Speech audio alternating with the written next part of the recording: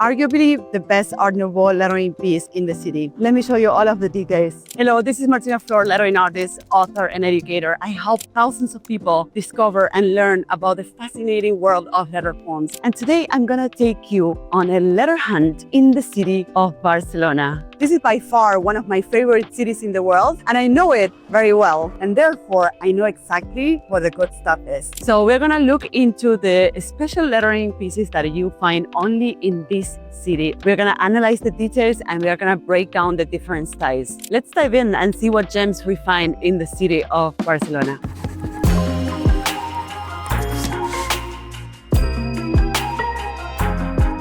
Today I'm in Sants Neighbourhood and El Rabal, which are two neighborhoods that are located in the historical part of the city. And there's great examples of vernacular lettering here as well. So let's discover them. So here we are in Sala Apolo. This is a concert house and club. I believe it used to be a theater. But what is interesting about this place is that it has two different signs in the facade. We're gonna look into both of them. They were probably made in different decades. And what pops to my eye in this sign is the fact that those two O's are way too small in relation to the other letters. Also, that L is way too wide. It could be a lot narrower and therefore solve or compensate a little bit better that extra space that comes along with the letter L. I believe that the maker of this sign already noticed that, and this is why the letters are widely spaced. Based on the counter shapes of the letter forms, these letters could sit a lot closer to one another, but I believe that the maker of this sign already noticed that this L was creating that additional space and decided to space out all of the other letters to make it look more consistent.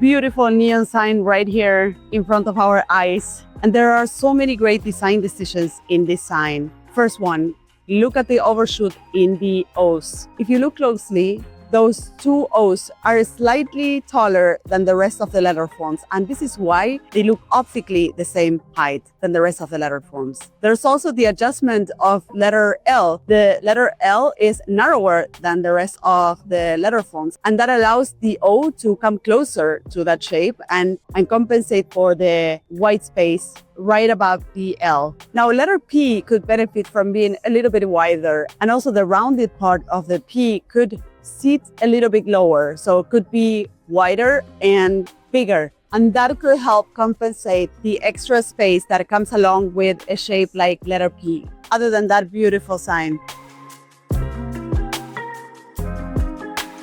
Interesting one here in Sants Neighbourhood. As you can see, letter A is way too narrow. The bows of letter B and R are different from one another when they should be closer to each other in shape. And the diagonal at the bottom of the R is missing some weight.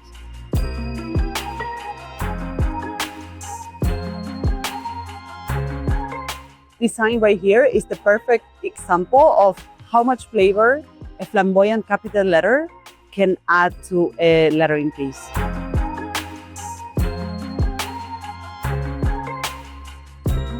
Here used to be an old sign that is no longer old. This sign was, I believe, renovated, and you can tell because the sign is not painted by hand on the glass, it is painted by a machine. This was originally painted by hand on the glass probably, and it was probably using a technique that is called gilding, using gold leaf. This sign probably was a lot more charming, a lot more sparkle, thanks to the gold leaf technique that is characteristic of this type of signs. Pharmacies are the type of businesses that are more likely to keep their original sign in their storefront. And the reason for this is that pharmacies don't go out of business that often. They are long-lasting businesses, whereas other businesses have more rotation. They go out of business more often. And therefore, they're perhaps not willing to spend that much money in their storefront because they think, hey, maybe I will go out of business soon. So based on that, you could say that the quality of a sign on a storefront speaks about the vote of confidence that that business owner has in the success of their own business. So Here's an exception to the rule, a pharmacy that is no longer a pharmacy and has turned into something else. Good thing they have kept the sign nevertheless. And they took inspiration from the pharmacy to create their own sign. We are right now in what is called l'Eixample in Barcelona, which is the residential part of the city. Specifically right now we are in the barri Sant Antoni. And what is great about a neighborhood like this is that there's not as many tourists here, and the businesses are a little bit more stable. There's not so much rotation. And when there's less rotation of businesses, the original lettering pieces and signs that you used to find in the storefronts are more likely to be there. This is also a very unique lettering piece here in the city. This is painted on tiles, and the business Peluquería, which means hairdresser, is no longer there. This is already, this is a pizza store. But what I'm glad is that they kept the sign, the original sign.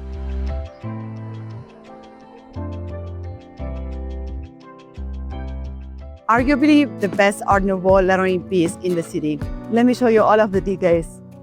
Another great example of a sign for a pharmacy. And you can tell that it's Art Nouveau because, of course, all of the rest of the building is decorated with these organic shapes and flowers, which is characteristic from Art Nouveau. But also look at the letter forms. They also have these very organic features, these very organic shapes. So have a look at all of the organic strokes here at the top of the A, the curl here in the R, how those features repeat in all of the letters. Look at the left side of the A with this very organic shape over there. So beautiful example, and also beautifully executed. Definitely the owner of this store invested a lot of time and effort into creating this sign because they knew this was going to be a long-lasting business, and it has lasted for a ton of time.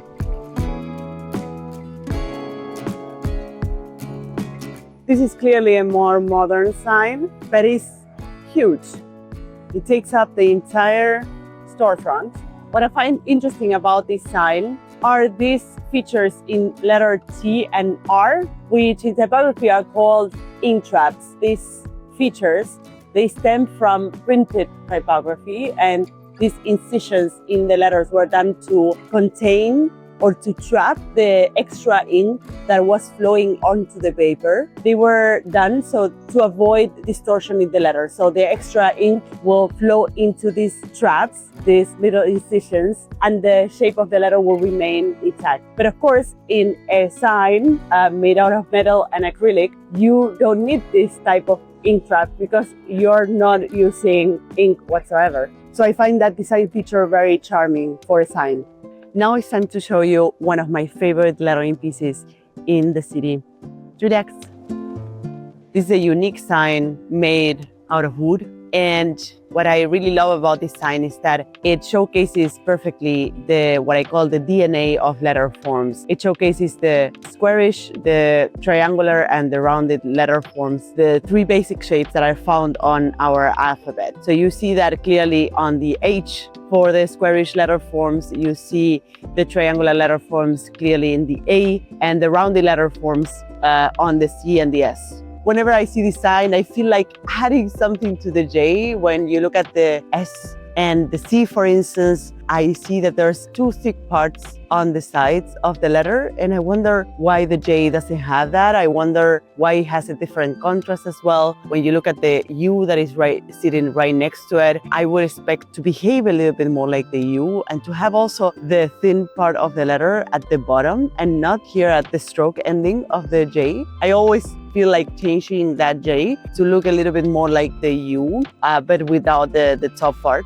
Other than that, I think the solution for the dot of the I is really clever and great. Just, having that cutout part at the top of the I, beautiful sign. And if I had to change something as well besides the J, I would make the L a little bit narrower. So the L, because of the nature of the shape, tends to create this extra space in between. And this tends to create the idea that the L and the I are too separated from one another. And that's because the L has just a lot of space at the top. So a good trick for solving that is making the L a little bit narrower, which I think this sign could benefit from. The sign does need a little bit of maintenance. I hope they will do it at some point so that it doesn't get wasted by being outside.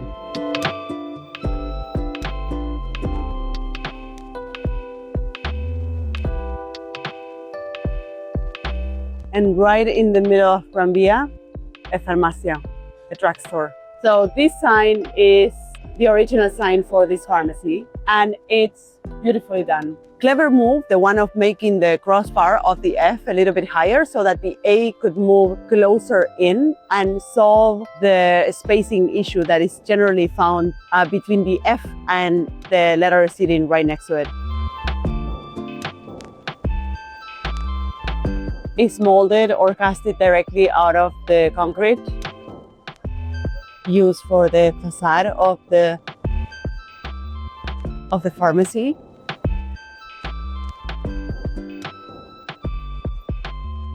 And if you're ever missing on ideas on how to design the dot of your eye, here you have a couple.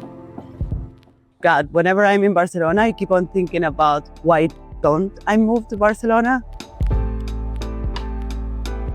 This sign is pretty incredible. First, it's a very expressive script lettering, which is this type of lettering where letters are connected because it is essentially based on handwritten letter forms. What is very interesting about this sign is how it's built. It is an acrylic box and it contains several loops of neon inside. So when the sign is on, it is a little bit crazy, and it is of course not energy efficient. It's very unique in its shape and in its technicality. I never seen a sign, a vernacular sign done in this way. Of course, this is a much modern sign. I believe this was done in the 70s, the latest, but it's still very unique in its way, in its shape, in the way it is constructed.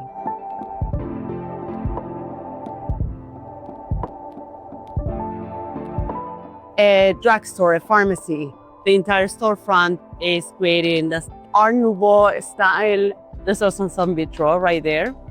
But what is interesting about design is this design feature that is typical from Art Nouveau letter forms, which is this extra stroke at the top of the A that is characteristic from this style.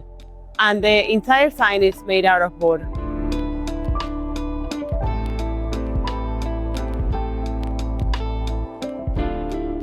Well, that's it. I hope you enjoyed this letter hunt in the beautiful city of Barcelona. Don't forget to subscribe and like this video. See you next time.